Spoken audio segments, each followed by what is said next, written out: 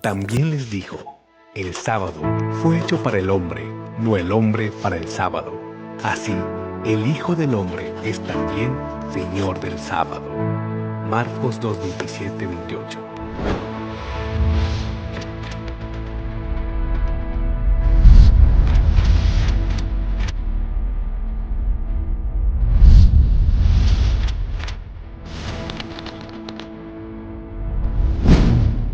Hola, qué alegría que están aquí de nuevo en un capítulo más de Escuela Sabática Universitaria. Nos sentimos contentos de que nos acompañen.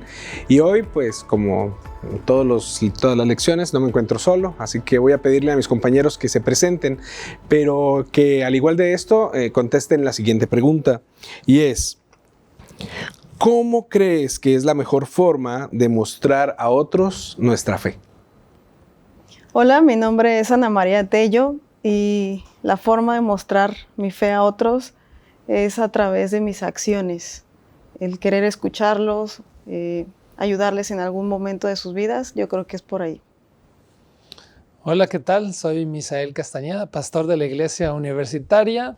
Y bueno, para responder a esta pregunta, pienso que es estar con las personas en medio de sus necesidades, tratando de generar actos de compasión y de bondad, de tal manera que eso me permite establecer una conexión con ellos.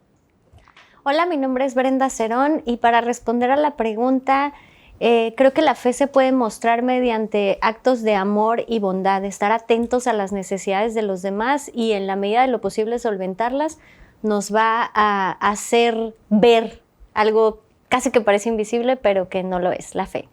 Bueno, qué interesante todo lo que ustedes acaban de decir, ¿no? Como algo intangible puede ser tangible a partir de nuestros actos. Pero, ¿qué les parece para comenzar que tengamos una palabra de oración? Yaya, ¿nos diriges? Vamos a orar. Querido Señor, te damos muchas gracias por todas tus bendiciones. En este momento, Padre, pedimos que tu Espíritu Santo esté con nosotros al estudiar tu palabra, que podamos ser receptivos a lo que quieres que aprendamos y también a aquellas personas que lo van a ver, que también sea de bendición para ellos. En el nombre de Jesús oramos. Amén. Amén. Bueno, una lección muy interesante. Vamos a ver si el tiempo nos alcanza. Son 5 historias de las cuales tenemos que hablar. Y bueno, empezamos con la historia del paralítico y sus amigos. ¿Qué podemos decir de esta historia? Bueno, de aquí se puede ver que la fe resulta visible, porque es a través de la fe de los amigos del paralítico que lo llevan a la presencia de Jesús, para que pueda el Señor hacer algo especial con él. Y también algo que me llama mucho la atención en esta historia es que el paralítico en esta escena no dice nada. Ahora, pareciera que también fue mudo, ¿no? Pero es que te puedes imaginar esa escena, el techo se abre, están bajando a aquel hombre con todas las dificultades y lo ponen ante la presencia de Jesús, para que el Señor pueda hacer algo en favor de él. Ahora, pastor, usted habla desde quien está dentro de la casa y imagínese, ¿no? Estar viendo que algo está pasando, pero ahora situémonos arriba en el techo, ¿no? O sea, ¿qué tanto tuvieron que haber planeado los amigos para estar dispuestos a lo que sea? Me imagino el tumulto y dijeron, es imposible por ahí entrar, tenemos que buscar un lugar alterno, pero tenemos que hacer que nuestro amigo vea a Jesús, ¿no? Yo siempre me he puesto en los zapatos del dueño de la casa. ¿Quién me va a reparar el techo? ¿Quién me va a reparar el techo? Claro. O sea, Jesús me va a reparar el techo, así como dice el paralítico, pero no importó. O sea, realmente actuaron los amigos de manera fantástica con base en la fe. Yo creo que ahí aprendemos el valor que tienen los amigos, con quienes estamos, con quienes depositamos también nuestra confianza, ¿no? Para mí eso es muy importante resaltarlo en esta primera parte de la historia, porque viene algo más interesante, ¿no? Exacto. El capítulo o el estudio de esta semana se titula Controversias. Y en esta misma historia vemos que estos amigos traen a este paralítico para ser sanado, pero también se desarrolla otra escena dentro, ya con los fariseos allá adentro. ¿Qué fue lo que pasó? Sí, definitivamente el paralítico lo que necesitaba era ser sanado, ¿no? Pero las palabras que Jesús le da no tienen que ver con una restauración física, sino que está enfocado en la restauración total de su ser, de su alma.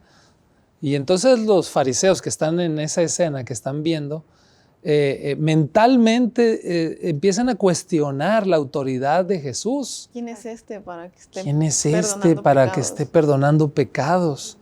Y entonces ahí viene lo maravilloso, ¿no? Va como de lo menor a lo mayor. O de lo Ajá. invisible a lo visible, ¿no? ¿Cómo iban a saber si primero lo restauraba físicamente, que entonces también le podía perdonar los pecados? Él tenía que hacer esa mención de que él tenía el poder de perdonar pecados y después Y que no lo entonces sanar. esperaban. O sea, ellos Claro. esperaban, pues, que se levante y listo, pero no esperaban la primera parte de te perdono los pecados.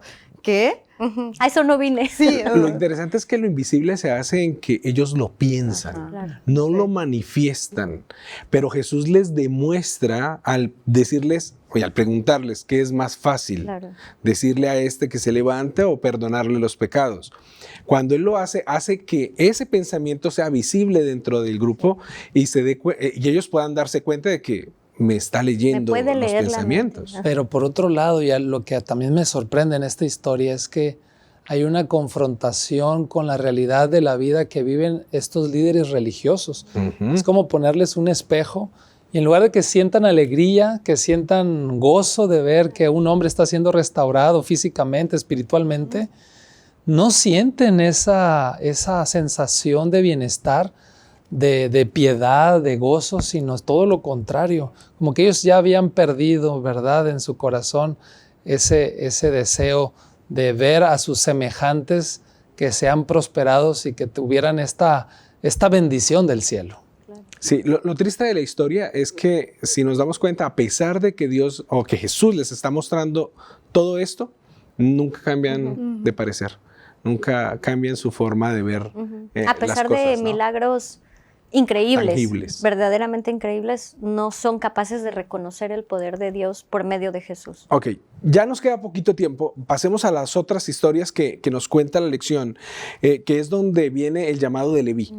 ¿Qué podemos hablar acerca de este llamado? Bueno, a mí me llama la atención el oficio de Leví, ¿no? Él pues era un recaudador de impuestos y eso obviamente estaba mal asociado con el pueblo judío porque, bueno, era como un opresor, ¿no? Ellos lo veían como, es de nosotros, pero trabaja para el gobierno romano, nos oprime. Entonces, no debemos de juntarnos con Es ellos más, porque ellos nos sí, oprimen. entrar a su casa era Robaban, inmundo, pues. ¿no? O sea, era una cosa Claro, complicada. claro. Sí, así que Obtenían recursos a costa de. Y sin embargo, en cuanto Jesús le dice, sígueme, Leví deja todo y se va. O y lo sea, invita a una fiesta. sí. Y lo invita a una fiesta con sus amigos, también los otros publicanos. ¿Y Jesús qué le dice? No voy a ir, no, es que... No, ¿qué van a claro que decirle va, por claro. ahí? Claro que va y Contrario. también genera controversia el hecho de que Claro. Jesús esté con absolutamente todas esas Sí, personas. porque pareciera una persona no apta, ¿no? Ajá. Para estar en esos lugares. ¿Y dónde hemos escuchado esto de que dejándolo todo le siguieron? También La lección en pasada. las lecciones pasadas, ¿no? Exactamente. Todos El poder de atracción también de Jesús es muy importante. El tiempo se nos está acabando. Vamos a hablar un poco acerca de esto en el próximo segmento un poco, pero vamos a escuchar a las personas que están en el Vox Populi contestando la siguiente pregunta. ¿Has enfrentado algún conflicto en tus círculos sociales o entre miembros de tu familia como consecuencia de tus creencias? Pues muchas veces sí, más que nada con amigos, al momento de, no sé, alguna fiesta o alguna reunión que hemos tenido, pues no he podido como comer o beber algunas cosas que pues ellos pues preparan, ¿no? O dan en la fiesta. Entonces algunos conflictos por eso, más que nada. Pues realmente como tal un conflicto no, solamente la aclaración de lo que realmente consumo o no consumo, como el cerdo o bebidas alcohólicas. Con mis amigos que no son de la iglesia les he comentado, pero realmente nunca han tenido algún problema y siempre han respetado mis decisiones. La verdad es que gracias a Dios no se me ha presentado ninguna situación así y si me llegara a pasar pues estaría muy consciente de lo que debo hacer, seguir lo correcto.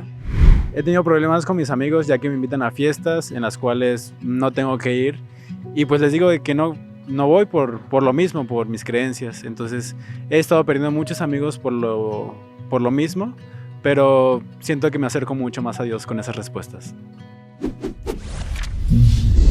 Qué interesante estas respuestas. Me gustaría saber si ustedes también han enfrentado en algún momento a la familia o a alguien por respecto a su fe. Fíjese que de pronto no tanto por la fe, porque me atrevo a decir que la mayoría de mi familia estamos en lo mismo, pero a veces sí hay como algunas cosas que uno está más dispuesto a hacer que otras, incluso creyendo lo mismo, y ahí sí he recibido algunas, he tenido que enfrentar algunas que otras opiniones, ¿no? Ahora, en la historia Jesús se enfrenta es porque va y visita gente que se supone que no está dentro de nuestra fe. ¿Qué reacciones tenemos de eso? Pues yo me pongo a pensar en la vida actual también, que se nos dice, dime con quién andas y te diré quién eres, ¿no? Pero en este caso, creo que era necesario, para cumplir una misión, para seguir con el Evangelio, era necesario que se juntara con diferentes tipos de personas. Ahí es donde entendemos que todos somos aptos de recibir ese mensaje, esa misión, ¿no? Sí. Entonces, hoy en día podemos tener esa controversia, pero también dedicarnos a nuestra vida espiritual para que cuando nosotros tengamos que convivir con otras personas que no creen lo mismo que yo, no sea yo arrastrado a sus creencias, sino que yo pueda compartir y demostrar que los beneficios de esta experiencia. Sí, y eso que dice Yeya es como fundamental, y uniéndolo con la lección pasada sobre la importancia de la oración, la comunión con Dios, pues solamente así puedes, digamos, acercarte a gente que piense y haga totalmente contrario a lo que uno,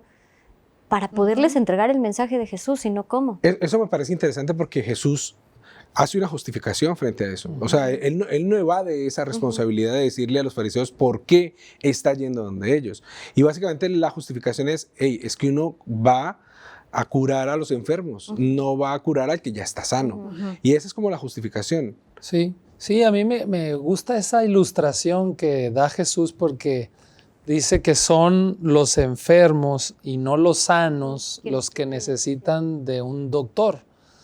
Pero me encanta esa ilustración porque no solamente vemos a Jesús allí como el médico espiritual del ser humano, sino alguien, normalmente quien está enfermo va y busca al doctor.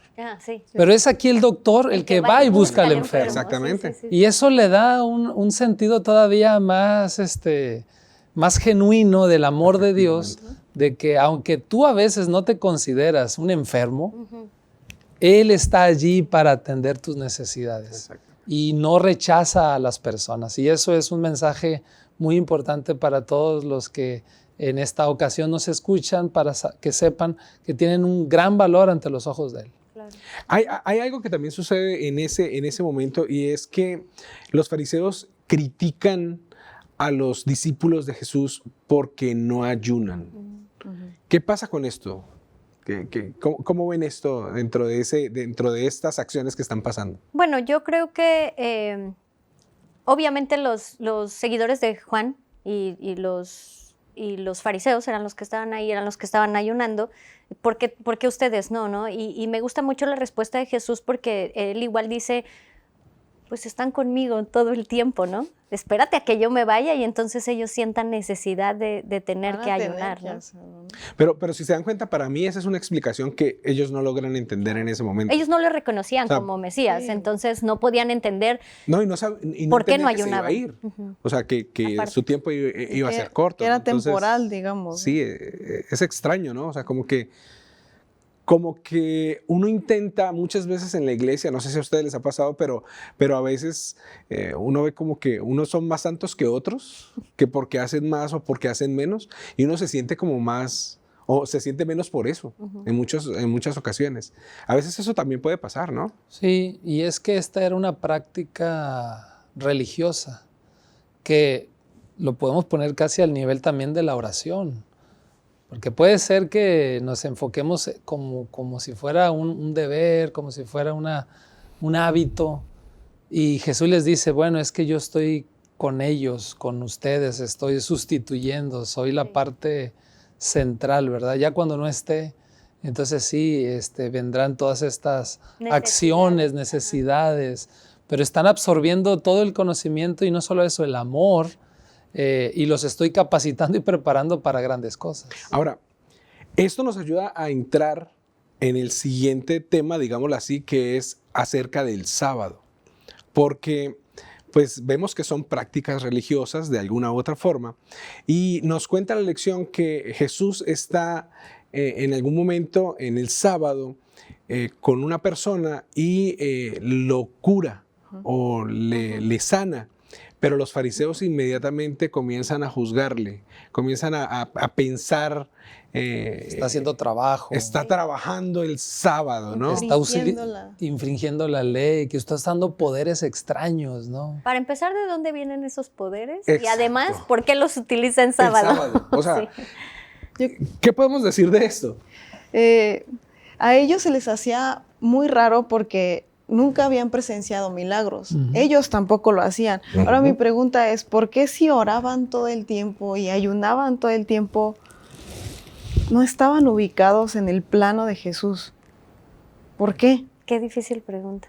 Sí. O sea, ¿por qué si la oración me dicen que... Pero ¿y no será que nos pasa lo mismo ahora? Que nos pueda pasar. Claro. Que nos pueda pasar. ¿Sí? En el asunto de ser tan absortos, de pensar solo en nuestras propias necesidades cuando hay tantas necesidades fuera, de volvernos muy dogmáticos. Exacto, pensar tanto en la norma que eso nos aleja aún más de las personas, que era lo que estaba pasando realmente con los fariseos. Es que estamos tan metidos en la norma, es que aquí no se puede hacer así porque usted no puede entrar aquí porque es que no tiene esto, porque etcétera, etcétera.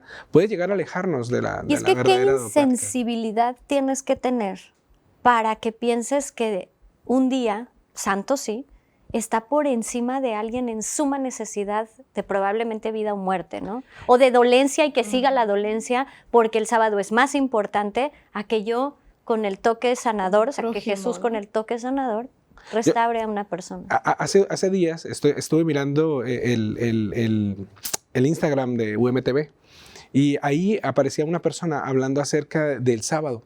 Y hablaba acerca de la importancia del sábado, pero que era más importante las personas mismas que el sábado. Y en los comentarios había alguien diciendo algo como, ojo, no confundan a las personas, el sábado fue dado por Dios y hay que respetarlo y todo. Como que todavía tenemos ese asunto de que tenemos que ser muy dogmáticos en las normas y a veces nos alejamos de las personas por eso. Creo que eso es importante tener en cuenta que Jesús nos lo enseñó aquí con esta parábola. Tenemos muy poco tiempo, vamos a dejar, digamos, los otros comentarios para el último segmento, ¿está bien? Por ahora vamos a ir con el experto y el experto nos va a contestar la siguiente pregunta. ¿Cómo podemos evitar cometer el pecado imperdonable? El pecado imperdonable es el rechazo permanente a la influencia del Espíritu Santo. No se trata de una acción pecaminosa aislada, ni tampoco de uno de esos pecados socialmente escandalosos, como por ejemplo un adulterio, visitar un lugar inapropiado, aunque pudieran llegar a serlo. Déjeme explicar. Constantemente el Espíritu Santo nos llama, por un lado, a veces para hacer cosas que Dios quiere que hagamos, o por otro lado, para evitarnos cometer una falta que puede alejarnos de Dios. Si nosotros somos sensibles y obedientes a la voz de Dios, entonces avanzaremos y creceremos en nuestra experiencia cristiana. Pero si desoímos, si no somos atentos y rechazamos obedecer la voz de Dios, entonces a través de estas acciones nosotros alejamos al Espíritu Santo de nuestra vida y puede llegar el momento donde este alejamiento sea completo, sea total y entonces caer en lo que se llama el pecado imperdonable. En otras palabras, el pecado imperdonable es el rechazo permanente a la influencia del Espíritu Santo. Cuando esto sucede, pues una persona queda a su propia suerte, alejada de la influencia del Espíritu de Dios y con el riesgo de la pérdida eterna de su vida. Qué interesante lo que nos acaba de decir el experto acerca del pecado imperdonable. ¿Qué podemos agregar a esto, pastor? Bueno, como bien lo dijo el experto, ¿no? Es cuando rechazamos la voz de Dios, de su Espíritu Santo, nuestra conciencia se cauteriza, a lo malo lo llamamos bueno y a lo bueno lo llamamos malo. Es como estar completamente alejado de la voluntad de Dios y bueno, pues eso tristemente puede llegar a pasar en las personas que rechazan constantemente a Dios. Así que hay que tener cuidado contra eso. Y es que llegamos a este punto porque ya llegamos al final de nuestra lección. Y es que llegamos a donde Jesús se encuentra en un lugar, ya después de haber estado todo el día, dice que va a una casa. Y entonces, estando allí con mucha gente, se desarrollan dos historias que, como en el cine hablamos, se desarrollan de manera paralela, ¿no? Entonces muestran la historia de la familia de Jesús que lo está buscando y la historia de los fariseos que están comenzando a pensar y a decir que lo que hace Jesús es del diablo. ¿Ok? ¿Qué lecciones podemos sacar de estas dos historias paralelas? Bueno, dale. Bueno, a mí se me ocurre, cuando lees el texto dice que Jesús estaba lleno de la multitud y no podía ni comer ni él ni sus discípulos, ¿no? Entonces, inmediatamente viene a mi mente cómo nosotros podemos observar, porque en este caso somos los observadores, no los que ejecutan la acción, de cómo nos parece extraño cuando cierta gente muy allegada a nosotros, nuestra familia, están tan ocupados en la obra que no tienen ni tiempo de probablemente descansar adecuadamente o comer adecuadamente, que bueno, en el modelo de salud que conocemos es sumamente importante, ¿no? Sin embargo, no sabemos si es o no es totalmente bueno este cuestionamiento. Sí, o sea, ¿es válido o no es válido? Sí, como que lo ves de forma externa y dices, algo no está bien, ¿no? No descansan bien, no comen bien, puede trastornarse tus emociones, el trabajo te está consumiendo, te puedes enfermar, hay preocupación e incluso puede llegar a haber incomprensión, que es lo que estaba ocurriendo con la familia de Jesús. Tan es así que van a buscarlo, ¿no? Y te hablan y ahí están afuera y esperan básicamente que te vayas con ellos, ¿no?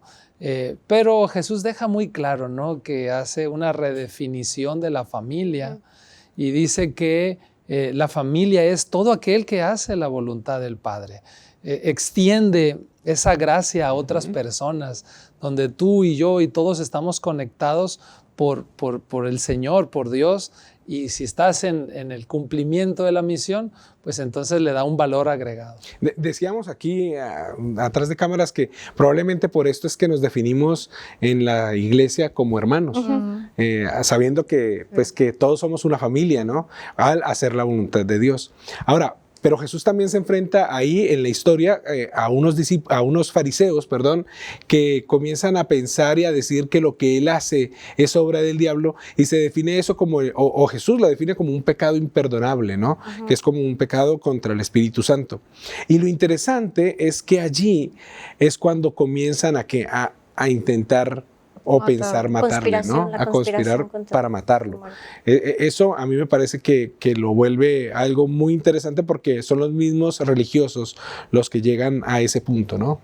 Yo quiero comentar también que ese tipo de situaciones sobrenaturales, digamos, no estaban acostumbrados, nadie. Incluso su familia dudó.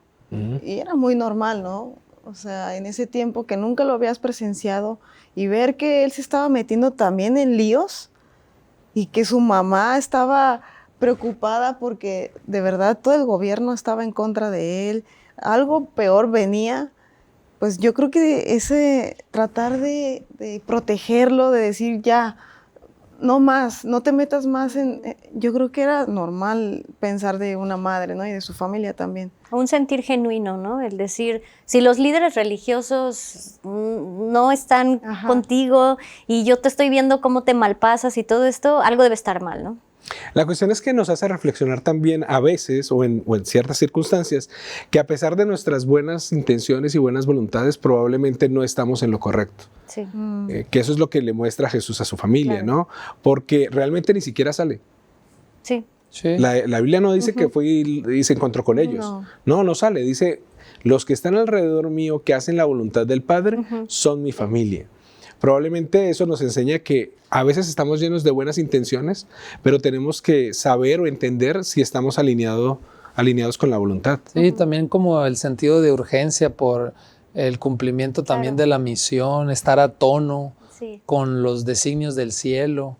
Habrá tiempo para todo y tal vez este era un tiempo para compartir el Evangelio. Jesús había dicho desde que iniciamos el estudio en el Evangelio de Marcos que el reino de los cielos se ha acercado. Un llamado al arrepentimiento también, ¿no? Desde el inicio. Entonces, todo el Evangelio que hemos estado estudiando hasta la lección que llevamos, pues nos va marcando, ¿no? Esa atención que hay que prestar que a Jesús estaba con las personas y que el mensaje era muy importante para ellos. Bueno, ya estamos por cerrar. Así que creo que ha sido una excelente lección donde hemos aprendido bastante, pero me gustaría que antes de irnos nos quedáramos con lo que ustedes aprecian o apreciaron más de esta lección. ¿Con qué nos podemos quedar o con qué se queda Brenda, con qué se queda el pastor, con qué se queda Yeya de esta lección? Bueno, yo primeramente el ser un poco más abierta a los llamados de otras personas, sobre todo en el seno familiar, ¿no? Comprender cuando uno tiene una misión, un llamado de Dios muy específico y bueno, pues apoyar, porque no sabemos cómo Dios nos está impresionando a cada uno de nosotros. Eso yo creo que es lo que me deja. A mí me impresiona y nos recuerda que para los tiempos que vivimos también, como haciendo una aplicación ahora, es que vamos a tener que soportar y enfrentar ese tipo de desconfianza entre la gente que nos rodea muchas veces, ¿no? Pero el saber que Jesús también familiarmente enfrentó una situación así, comprende nuestros sentimientos, pensamientos, emociones y nos va a ayudar para que nuestra fe se mantenga. Mi vida espiritual es muy importante para que después yo pueda ser pues una guía o ser alguien con quien pueden acudir para ayudar, ¿no? Eso para mí yo me quedaría. Ok, yo me quedo con que básicamente Jesús nos ha demostrado que pertenecemos a una gran familia, que gracias a Él todos hacemos parte de una gran familia.